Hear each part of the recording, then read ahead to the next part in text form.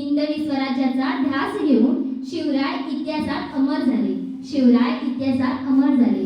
हेच विचार आपल्या समोर व्यक्त करण्यासाठी येत आहे 9वी ब चे विद्यार्थी आपले छत्रपती शिवाजी महाराज आणि अफजल खान यांच्याबद्दल मी भेट सांगणार आहे. जो 65 किलोची तलवार उचलतो तो येसाजी, जो 2000 सैनिकांशी एकटा लढतो तो बाजी, जो दिल्लीवरून घोडा पुण्यात आणतो तो संताजी, जो शत्रूच्या खिंड्यात जाऊन शत्रूशी एकटा लढतो तो बाजी, जो सिंहाशी जाऊन सिंहाचा जबडा फाडतो तो संभाजी, आणि ज्यांनी हे स्वराज्य निर्माण केले ते शिवाजी. ऐकायचंय आपला राजा कसा होता ते? तेज प्रमो अंश पर कर्णजीवी कंस पर त्र्यंबरीच अंश पर शेर शिवराय. या मजकुराचा असा अर्थ होतो की ज्याप्रमाणे प्रकाशातील एक किरण अंधाराचा नाश करतो त्याप्रमाणे पापी कंसाचा श्रीकृष्णाने नाश केला, तसंच आपले छत्रपती शिवाजी महाराज हे कपटी वंशाचा नाश करणारे एक वाघच आहेत.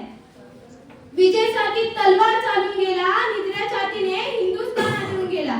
विजयसारखी तलवार चालून गेला, निद्र्या छातीने हिंदुस्थान आदळून गेला.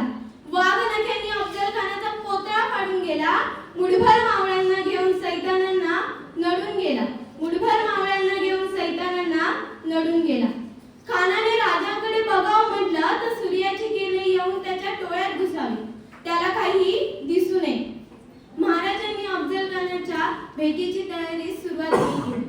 महाराजांनी अंगात चिलकत घातलं, त्यावर जरीचा कुर्ता घातला, डाव्या हाताच्या अस्थिनीत बिछवा लपवला, त्याच हातात वाघनखं चढवली. वाघनखे घातली सह्याद्रीच्या वाघानं, वाघनखे घातली सह्याद्रीच्या वाघानं, सह्याद्रीचा वाघ निघाला अफजल खानाच्या भेटीनं, आणि सह्याद्रीचा वाघ निघाला अफजल खानाच्या भेटीनं. महाराजांनी जीवाला विचारलं, जीवा येतो सोबत? हा येतो की राज? अरे जीवा जर गावलास ना तर जागेवरती मरशील. हा मरतो की राज? राज हा जीवा तुमचा, हा जीवा स्वराज्याचा.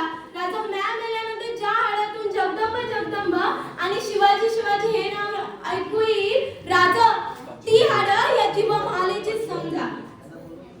महाराजांनी तानाजी मालुसरे, जीवा, सावजी यांना सोबत घेतलं होतं. महाराजांनी जीवाला सांगितलं, जीवा तू माझ्याकडे नाही बघायचं, जीवा तू अफजल खानाकडे नाही बघायचं, जीवा तू बाहेर फक्त सय्यद बंडाला बघायचं. यदा कदाचित त्याने माझ्यावरती वार केला तर तुझ्या वाराने त्याचा वार खाली पडला पाहिजे. दुसरा माणूस घेतलाय महाराजांनी, संभाजी गावची. त्याला सांगितलं, संभाजी तू माझ्याकडे नाही बघायचं, संभाजी तू सय्यद बंडाला नाही बघायचं, संभाजी तू फक्त आज अफजल खानाला बघायचं. यदा कदाचित माझं बरं वाईट झालं तर तुझ्या तावडीतून अफजल खान वाचला नाही पाहिजे. असं नियोजन महाराजांनी केलं होतं. महाराजांनी प्रतापगडाला शेवटचं बघितलं, आई जगदंबेचं दर्शन घेतलं आणि आईला बोलले, आई लेक जातो या. महाराज निघाले. महाराजांचं जसं पाऊल खानाच्या शामियाकडे येत होतं तसं मावळ्यांच्या डोळ्यात पाणी येत होतं. मावळे म्हणाले, लाख मेले तरी चालतील पण लाखांचा पोशिंदा जगलाच पाहिजे. जीवाचं रान करू पण महाराजांना काही होऊ देणार नाही. आम्ही मराठे आहोत, आम्ही मराठे उगा कुणाच्या नादाला लागत नाही, आणि आमच्या नादाला कोणी लागलं तर त्याला फाडल्याशिवाय राहत नाही.